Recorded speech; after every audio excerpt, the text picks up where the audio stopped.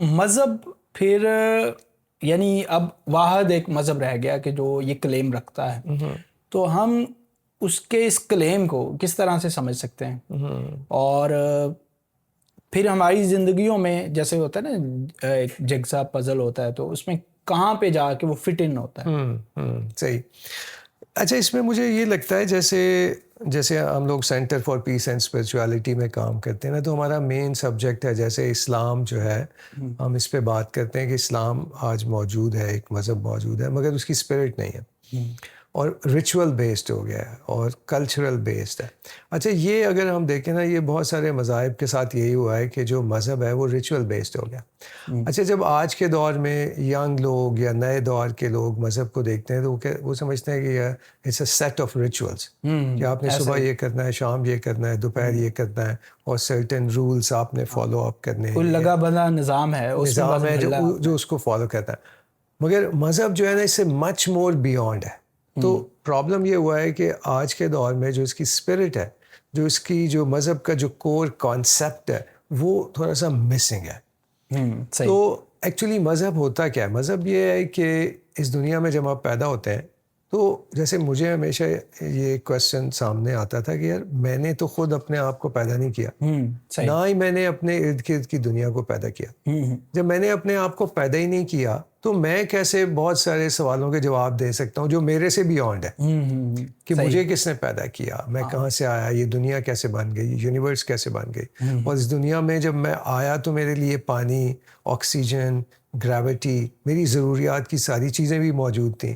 تو یہ ایک بڑی حیران کن ایک ایکسپیرینس جو ہے وہ نظر آتا ہے کہ یہ سارا پروسیس جو ہے نا وہ کیسے ہوا. تو اب دنیا میں یہ جو بات سمجھنے کے لیے کہ آپ کا کریٹر کون ہے اور یہ دنیا کیوں بنائی، اس کے لیے صرف مذہب ہی آپ کو جواب دے سکتا ہے. اور مذہب میں بھی کیونکہ بہت سارے مذاہب ہیں، تو اس میں ہم تھوڑا سا کیونکہ اسلام کے حوالے سے بات کرتے ہیں، تو اسلام کے حوالے سے ہم اس لیے بات کرتے ہیں کہ اسلام میں جو بک آف گاڈ ہے قرآن، وہ ہمارا کلیم ہے کہ وہ ابھی تک فائنل اوریجنل فارم میں اویلیبل ہے. اور پھر حضور صلی اللہ علیہ وسلم سے جو ہسٹری اور جو احادیث اور جو کانسیپچول چیزیں ہیں وہ ابھی نون ہسٹری میں، یعنی کہ وہ بہت پرانی ہسٹری نہیں ہے. ایون اگر ہم حضرت عیسیٰ علیہ السلام یا حضرت موسیٰ علیہ السلام کے حوالے سے چیزیں دیکھیں، وہ ریکارڈڈ ہسٹری کا پارٹ نہیں ہے، وہ قرآن سے ہمیں ضرور ان کو ملتا ہے. مگر حضور صلی اللہ علیہ وسلم کے ٹائم سے جو بھی چیزیں ہیں وہ ویل ریکارڈڈ ہیں. تو ابھی اس دور میں جو چیلنج ہے وہ یہ ہے کہ اسلام کو یا مذہب کو اس انداز سے سمجھا جائے جیسے it's a message from a creator. صحیح. تو کیونکہ کریٹر جس نے ہمیں پیدا کیا، اس کو یہ بات پتہ ہے کہ جب ہم اس دنیا میں آئیں گے تو ہم پوچھیں گے بھئی ہم کدھر آ گئے، ہم کہاں ہیں، ہمیں کیا کرنا ہے، یہ سب کیا ہو رہا ہے، کبھی بارش ہو رہی ہے، کبھی طوفان آ رہے ہیں، کبھی ہم بیمار، واٹ از ہیپننگ، مجھے ایک جگہ بھیج تو دیا ہے، مگر یہ اتنی ساری چیزیں جو میرے ساتھ ہو رہی ہیں وہ کیا چل رہا ہے. تو اس کے لیے پھر اللہ تعالیٰ نے بک آف گاڈ قرآن دی اور اس میں یہ ساری چیزیں ایکسپلین کی. تو جس طرح سے مولانا وحید الدین خان ایک بہت ہی قرآن کے حوالے سے بہت ہی بیوٹیفل وہ انٹرپریٹیشن دیتے ہیں. وہ کہتے ہیں کہ it's a introduction to God and his creation plan. یعنی قرآن جو ہے نا وہ کوئی ریچول بک نہیں ہے یا وہ کوئی سرٹن اس میں ثواب کی کتاب نہیں ہے.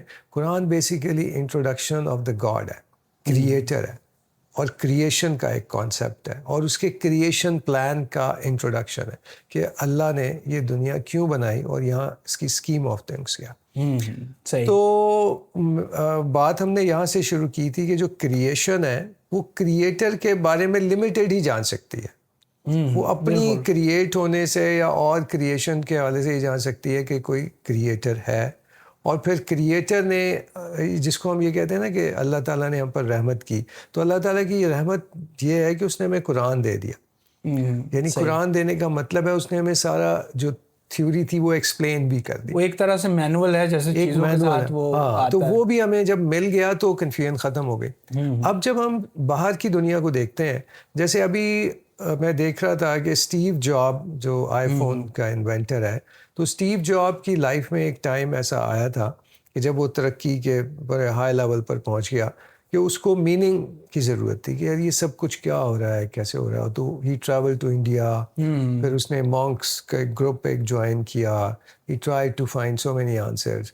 تو اسی طرح سے فورڈ موٹر کے جو اونرز ہیں انہوں نے بھی اسی طرح کے ان کے پروسیس ہے. تو دنیا میں جو مٹیریلسٹک ورلڈ ہے اس میں ایسا ہوتا ہے کہ بظاہر آج کی دنیا میں لگ رہی ہے کہ مٹیریلسٹک ہے, ہر بندہ مٹیریلزم کے اوپر ہے, مور سکسیس چاہیے, مور منی چاہیے, مور ہاؤسز چاہیے اور بہت ساری چیزیں چاہیے.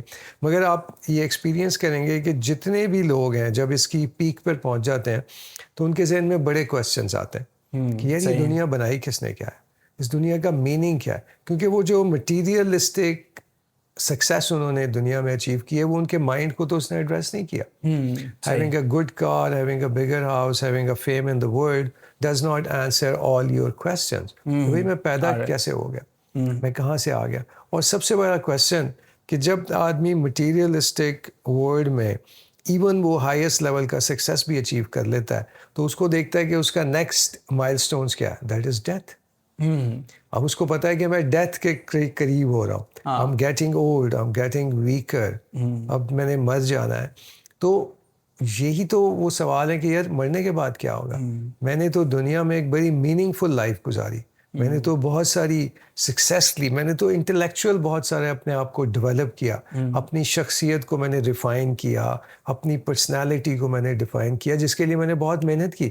مگر اب میں تھوڑے عرصے میں ہی مر جاؤں گا اور ختم ہو جاؤں گا, وہ سارا کچھ تو وہ ختم ہو جائے گا, میننگ لیس ہو جائے گا. تو یہ جو ایک کویسچن ہے کہ آدمی کی ایک لائف جو اتنی میننگ فل ہوتی ہے وہ ایک دم سے ایک میننگ لیس کیسے ہو جاتی ہے. One day you suddenly disappear, ایسا کیسے ہو سکتا ہے. اچھا یہ کتنی تکلیف کی بات ہوگی یا کتنے دکھ کی بات ہوگی کہ آپ اتنے لائف میں ایک میننگ فل ایک ڈیولپ کرتے ہیں اس کے بعد ختم ہو